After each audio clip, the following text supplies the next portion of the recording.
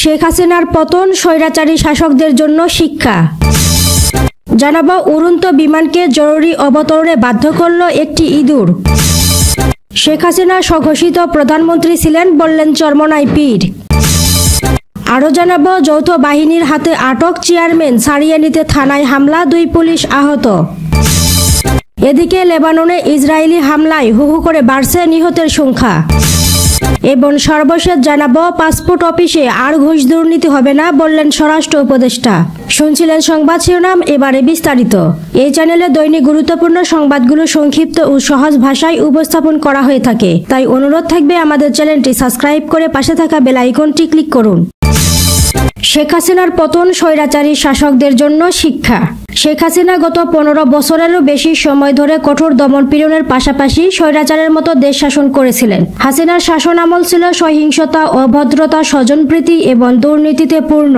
শেখ হাসিনা চরম অহংকারের সঙ্গে দেশ শাসন করেছিলেন। তার দৃঢ় বিশ্বাস ছিল তিনি অপরাজয় এবং তিনি কেবল অপ্রতিদ্বন্দ্বীভাবে শাসন করার জন্যই জন্মগ্রহণ করেছেন। তবে সরকারি চাকরিতে কোটা ব্যবস্থার বিরুদ্ধে শিক্ষার্থীদের আন্দোলনে ব্যাপক দমন-পীড়ন করেন তিনি। ফলে গণ রাজনৈতিক আন্দোলনে রূপান্তরিত হলে হাসিনার ক্ষমতার কাঠামো তাসের ঘরের মতো ভেঙে পড়ে। ছাত্র জনতার ব্যাপক বিক্ষোভ ও দাবির সামনে হাসিনাকে আত্মসমর্পণ করতে হয়। হাসিনার সমস্ত সমর্থক ও রাজনৈতিক অনুসারীদের নিরাসক্ত রেখে খুব তাড়াহুড়া করে বাংলাদেশ থেকে পালিয়ে ভারতে চলে যান। ঢাকার শাসন ব্যবস্থার পরিবর্তে অন্যান্য দেশের শাসকদের জন্য খুবই গুরুত্বপূর্ণ কিছু শিক্ষা রয়েছে। বাংলাদেশের সংবিধান দেশের জনগণকে বাক স্বাধীনতা, ধর্মীয় স্বাধীনতা এবং সংগঠনের স্বাধীনতার নিশ্চয়তা দিয়েছে, কিন্তু শেখ হাসিনার শাসন আমলে এটি শুধু কাগজে পত্রেই সীমাবদ্ধ ছিল।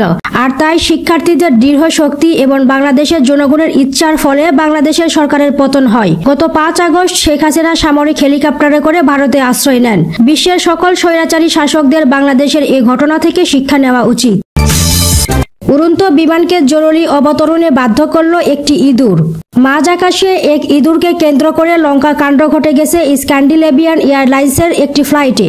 এক যাত্রী খাবারের বক্স খুলতে সেখান থেকে বেরিয়ে আসে এক জ্যান্ত ইঁদুর। পরে ইঁদুর সংক্রান্ত ঝুঁকি এড়াতে জরুরি অবতরণ করতে বাধ্য হয় ফ্লাইটটি। বুধবার এমন বিরল ঘটনার সাক্ষী হয়েছে এয়ারলাইন্সটি।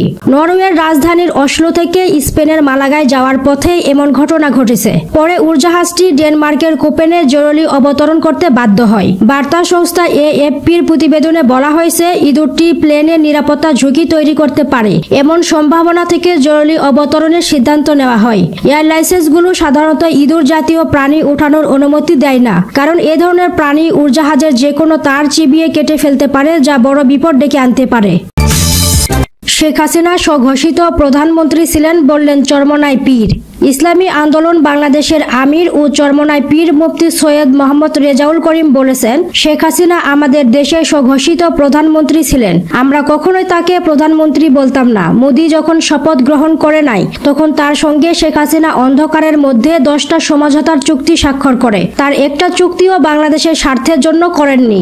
সোমবার বিকেলে মাদারীপুরের রাজৈর উপজেলার টেকেরহাট বন্দরে বাস স্ট্যান্ডে ইসলামী আন্দোলন বাংলাদেশের গণসমাবেশে প্রধান অতিথির বক্তব্যে তিনি এসব কথা বলেন। মুফতি সৈয়দ মোহাম্মদ রেজাউল করিম বলেন, যে দেশের মধ্যে 92% মুসলমান বসবাস করে, কিন্তু সেই দেশের মধ্যে মুসলমান আলেম ওলামায়েরা স্বাধীনভাবে কথাটুকু বলার সুযোগ পায় না। ইসলামী আন্দোলন বাংলাদেশ এমন একটি নীতি আদর্শ লালন করে যে নীতি আদর্শের মাধ্যমে দুনিয়াতে শান্তি, আখিরাতে মুক্তি। এই বাংলাদেশে 53 বছর বয়সে বহু উত্থান পতন হয়েছে। ইসলামী আন্দোলন বাংলাদেশ কখনোই নিজেদের স্বার্থের জন্য ইসলামকে নিচে রেখে দেশকে এক পর্যায়ে ধ্বংস করার জন্য কারো সঙ্গে আতাত করেননি। তিনি বলেন, 5 আগস্ট দেশ যখন দ্বিতীয়বার স্বাধীন হলো, তখন একটা শ্রেণীর মায়াকান্না এখনো বন্ধ হয়নি। এ সময় একটি স্বার্থান্বেষী মহল চাঁদাবাজি ও টেন্ডারবাজি করেছে। লেবাননে ইসরায়েলি হামলায় হু হু করে বাড়ছে নিহতের সংখ্যা। লেবাননের দক্ষিণাঞ্চলে সোমবার ইসরায়েলি হামলায় 150 জন নিহত হয়েছেন, আহত হয়েছেন অন্তত 400 জন মানুষ। প্রায় 1 বছর ধরে চলা দুই দেশের আন্তঃসীমান্ত সংঘর্ষের মধ্যে একদিনে সর্বোচ্চ হতাহতের সংখ্যা এটি।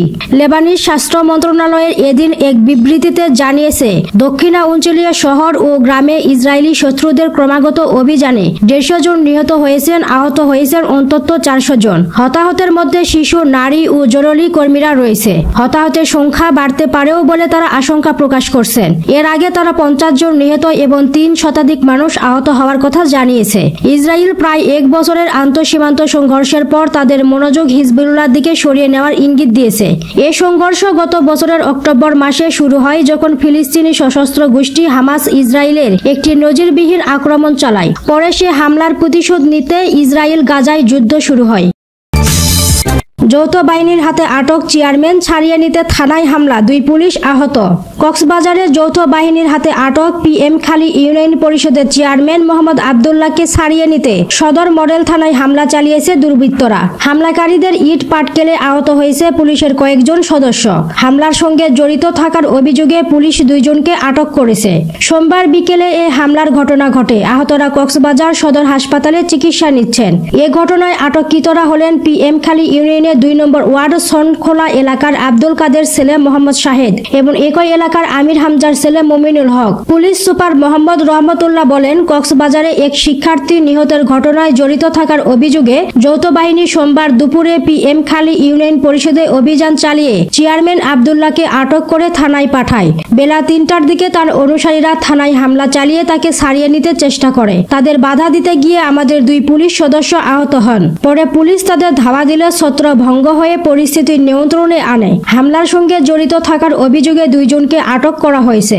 SP আরও বলেন, থানায় হামলার সঙ্গে জড়িত সবাইকে চিহ্নিত করে 24 ঘন্টার ভিতরে আইনের আওতায় আনা হবে। পাসপোর্ট অফিসে আর ঘুষ দুর্নীতি হবে না, বললেন স্বরাষ্ট্র উপদেষ্টা। দেশপ্রেম ও আন্তরিকতার সঙ্গে জনগণের সেবায় আত্মনিয়োগ করতে পাসপোর্ট কর্মকর্তাদের প্রতি আহ্বান জানিয়েছেন স্বরাষ্ট্র উপদেষ্টা lieutenant general Jahangir Alam Chowdhury. Passport কর্মকর্তাদের সেবাদানে আন্তরিক ও দুর্নীতিমুক্ত থাকতে আহ্বান জানিয়েছেন তিনি। স্বরাষ্ট্র উপদেষ্টা বলেন, পাসপোর্ট অফিসে এসে মানুষ হয়রানির শিকার হন, এ দুর্নাম দূর করতে হবে। মানুষ যাতে সঠিকভাবে সেবা পায় সেদিকে লক্ষ্য রাখতে হবে। আপনাদের মনে রাখতে হবে, আপনারা স্বরাষ্ট্র মন্ত্রণালয়ের সুরক্ষা সেবা বিভাগের আওতাধীন বহিরাগমন ও পাসপোর্ট অধিদপ্তরের কর্মকর্তা।